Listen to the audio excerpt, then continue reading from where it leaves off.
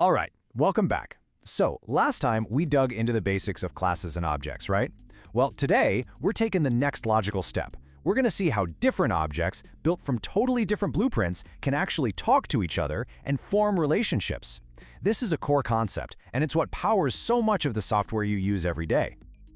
Okay, so here's the game plan.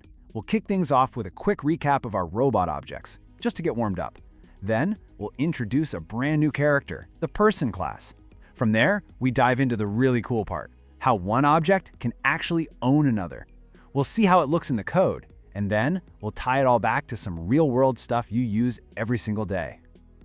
All right, first up, let's start with something we already know. A little refresher on our old friend, the robot class. This will set the stage for, well, everything else we're about to cover.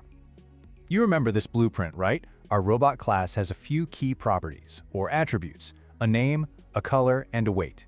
And it can do something. It has a method called introduce_self, which basically just makes it say its name. Super simple, but a perfect foundation. And, from that single blueprint, we can stamp out totally unique individuals. So we've got R1, that's our first robot, Tom. He's red, 30 pounds. Then there's R2, Jerry, who's blue and a bit heavier at 40 pounds. See? Two different objects, all from the same class. Easy enough? Okay, now it's time to bring a new player into the game. Let's create a completely different type of object by defining a brand new class, the person class. So, this person class has its own set of unique traits. It's got a name, a personality, and this interesting one called is_sitting.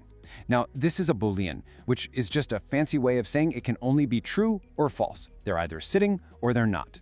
And, of course, it has its own methods, sit down and stand up, which do exactly what you'd think. They flip that is_sitting value back and forth.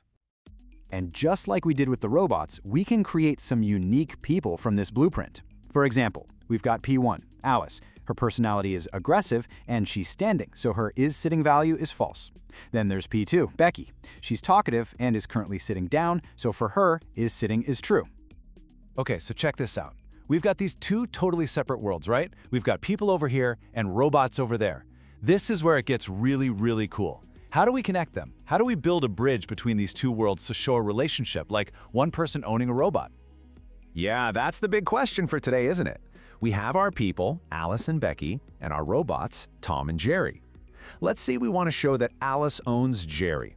How in the world do we actually represent that connection in our code? All right, so here's where we started, our original person class. Just 3 attributes, name, personality, and is_sitting. Nice, clean, and simple. But now, look at this. See that one new line? Robot, robot, down, down. And this is the magic trick. We tell the system that the type for this new attribute isn't text or a number, it's a robot. That's it. With just that one line, we've modified the blueprint. We've told our program that every person object we create from now on will have a special slot, a space holder that is specifically designed to hold an entire robot object. That single line is the connection. And now we actually use that new slot. With this one simple line of code, we're taking our person object P1, that's Alice, remember, we're accessing her robot-owned attribute, and we're plugging our robot object R2, Jerry, right into it. Click, the connection is made. And this is the payoff. This is why we did all that. We can now write code that says, hey, P1, that's Alice, get me your robot, that's .robotowned, and tell it to introduce itself, that's .introduceSelf function. And because the system knows that Alice's robot-owned slot points directly to Jerry, it follows that link and runs Jerry's method. And what's the output? My name is Jerry. How cool is that? We just made a person object command a robot object. Now I know people and robots might seem like a pretty simple example, but you cannot underestimate how powerful this one idea is.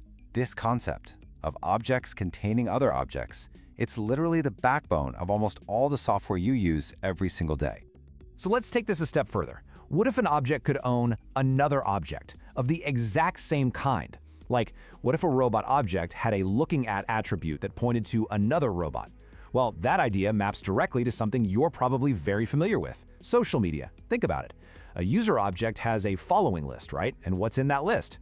It's just a bunch of other user objects. It's the exact same principle we just learned, just on a massive scale. So, I'm going to leave you with this to think about. Now that you get this core idea, that objects can hold on to and talk to other objects, start looking at the world around you. A shopping cart object that holds a bunch of product objects, a playlist object that holds a list of song objects, you see? This one single, elegant idea is how we build complex digital models of our real world. It's one of the most fundamental building blocks in programming.